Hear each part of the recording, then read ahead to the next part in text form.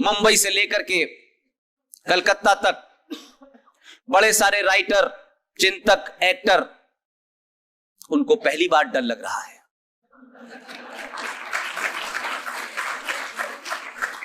मैं इस बात से खुश हूं कि डर की शुरुआत तो हुई, और डर ये है तो लगना चाहिए आपको डर।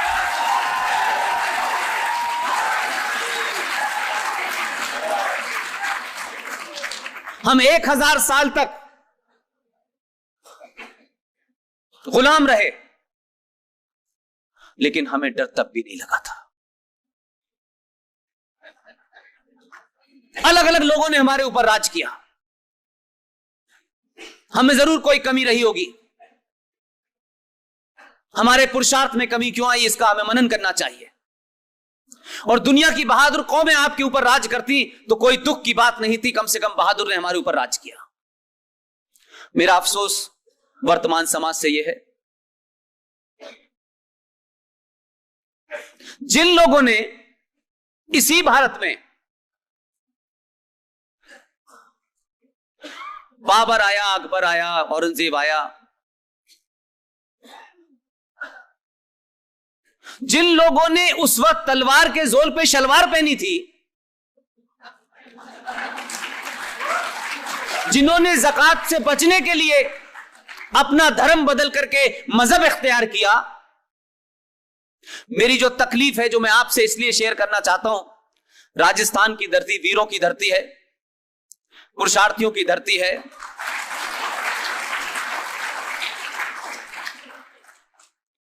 लेकिन हमने ऐसे पुरुष की कल्पना नहीं की थी जो जयपुर में है।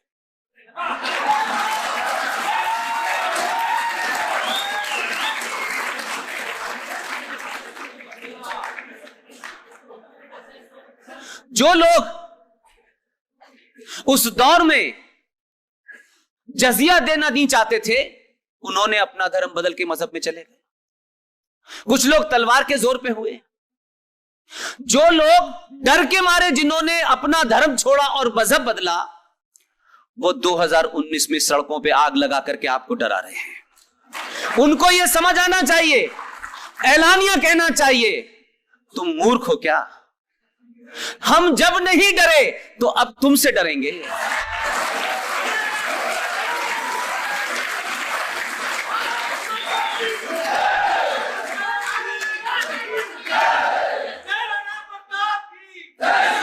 लिहाजा मेरा मानना है, कुछ तो बात रही होगी, कुछ तो हमने ऐसा किया होगा। पूरी दुनिया को ज्ञान देने वाले लोग, पूरी दुनिया में अपने पुरुषार्थ को स्थापित करने वाले लोग आज बौनों के सामने बौने बने हुए हैं। आपको न तो AK-56 उठानी है, न AK-47 उठानी है, न सड़कों पे किसी को पत्थर मारना है। ये एक पहला मजहब है। इसका बेसिक डिफरेंस देखिए। आप मंदिर से निकलते हैं तो जो भी प्रसाद आपको मिलता है, उस प्रसाद में से भी आप बाहर निकल के कमजोर लोगों को बांट देते हैं।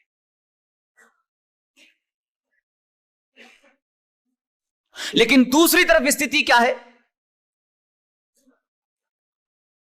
कि जो लोग मस्जिद से निकलते हैं, मस्जिद की सीढ़ियां नीचे तक नहीं आती, पत्थर हाथ में उठा लेते हैं। और ये पत्थरों की परंपरा कोई ऐसी नहीं है कि यकायक यहां आ गई है। ये फलस्तीन में भी यही सीन देखते हैं आप। इसके पीछे की मानसिकता समझिए। ये जो इस्लाम के 5 फंडामेंटल हैं, उसमें एक फंडामेंटल है हज करना। हज करना अपने ईमानदारी की पैसे से हज जायज है। हज उस वक्त जायज है, उस वक्त फर्ज है आपके ऊपर जब आपने अपनी तमाम जिम्मेदारियां पूरी कर ली हो।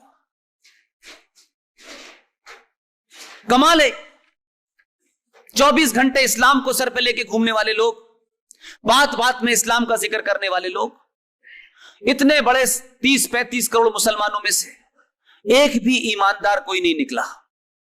ना पढ़ा लिखा निकला, ना मौलवी निकला, ना हाजी निकला, ना मुफ्ती निकला। एक भी ये कहता अगर तुम असली ईमान वाले थे। ये बात अलग है कि आजकल कोई बिल कानून बन गया है, उसके खिलाफ दिल्ली की जामा मस्जिद की सीढ़ियों से उतरते हुए बड़ी बड़ी तख्ती लेकर के हिजाब लगाए कुछ मोहतरमाएं कह रही हैं अभी हम जिंदा हैं, हमारा ईमान जिंदा है। एक मुझे नहीं मिलता जो खड़े होकर ये मुसलमान कहता कि ए मुसलमानों, ये जो तुम हज करने जाते हो काफिर के पैसे से, ये नाजायज है, इसको छोड़ो।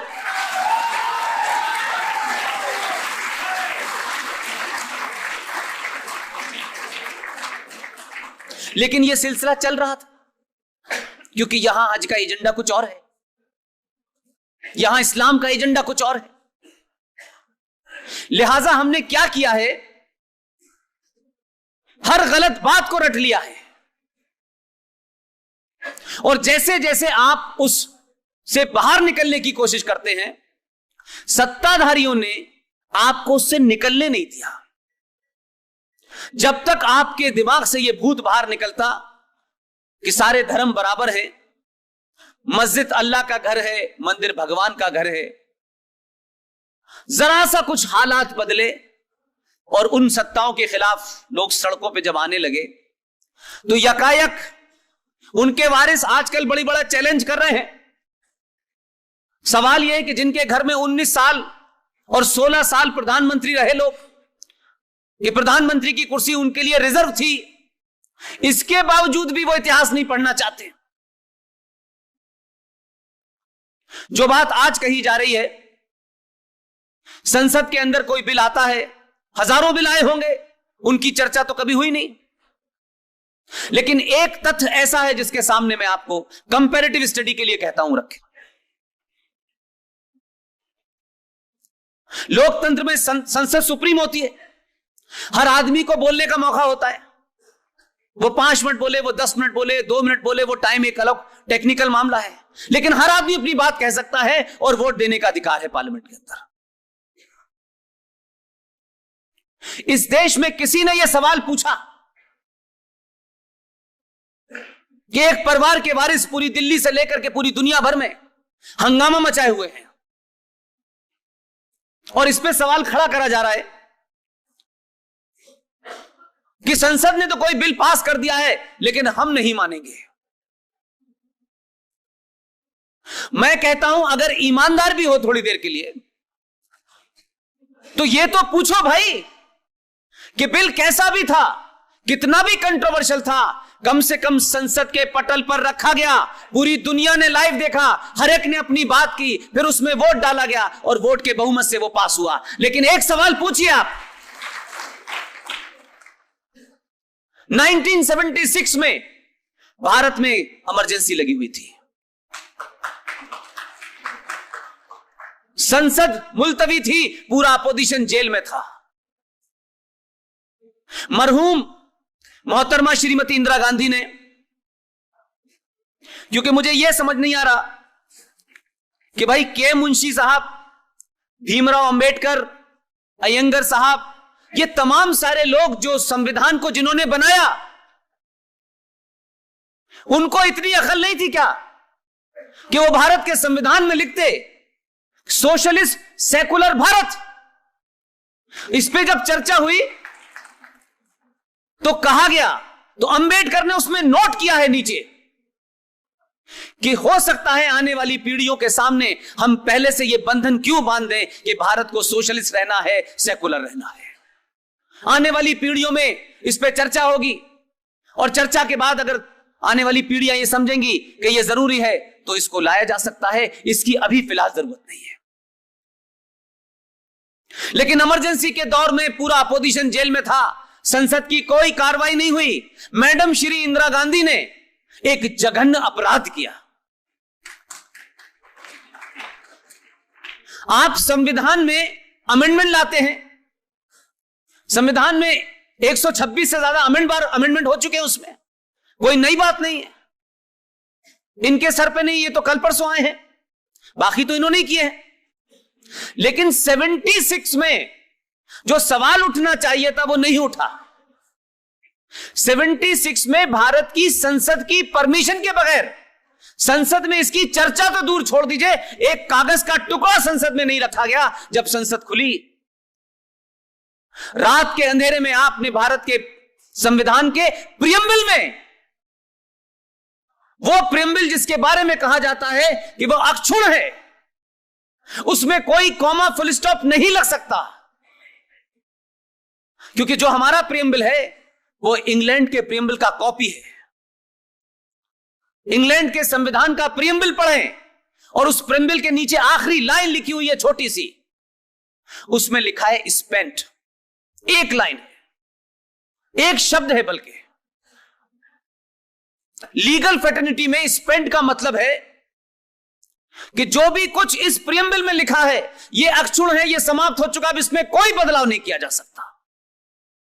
श्रीमती इंदिरा गांधी ने भारत के संविधान के प्रियम्बल में चेंज कर दिया, चर्चा नहीं हुई आज तक, किसी ने सवाल नहीं उठाया। सवाल इस पे उठाया जा रहा है क्योंकि जब आप पास करते थे कोई चीज तब वो सेकुलर होती थी, इन्होंने पास की है तो कम्युनल है। और संकट यह है कि इधर भी जिस तेजी से काम होना चाहिए था समाज को बताने के लिए, क्योंकि हमने सब कुछ राजनीतिक शक्तियों में दे दिया है,